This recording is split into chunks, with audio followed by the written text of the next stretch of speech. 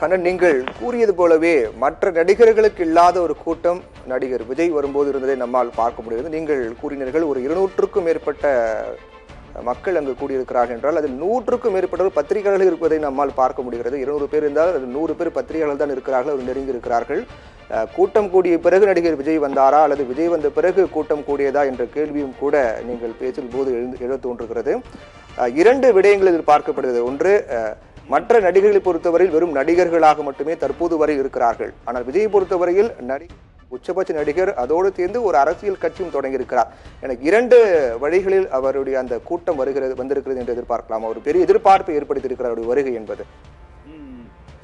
பிரவீன், நீங்கள் கூறியது போல அது அதிகபட்சமாக அங்கு ஒரு 200 250 பேர் தான். நீங்கள் மற்றபடி கூறியது போல இந்த பத்திரிகையாளர்கள், கேமராமேன்கள் கூட்டமே ஒரு 100-150 பேர் இருப்பார்கள் என்று கருதப்படுகிறது. இதனால் மற்றபடி பொதுவாக வாக்களிக்க வந்த பொதுவான கூட்டம், அவரது ரசிகர்கள் ஒரு 100-200 பேர் இருந்திருக்கலாம் என்றுதான் அது கருதப்படுகிறது. இந்த வாக்குச்சாவடியில் திரண்ட கூட்டத்தை வைத்து ஒரு நடிகரின் அரசியல் செல்வாக்கை நாம் முடிவு செய்ய இயலாது.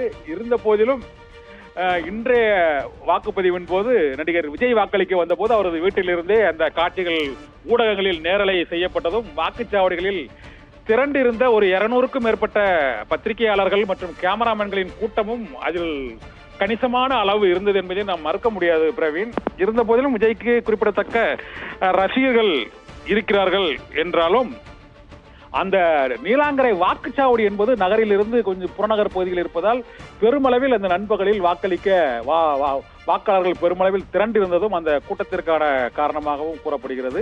இருந்த போதிலும் இந்த வாக்குப்பதிவில் நடிகர் விஜய்க்கு வாக்களிக்க வரும் பொழுது அங்கு கூட்டம் அதிகமாக இருந்தது உண்மை.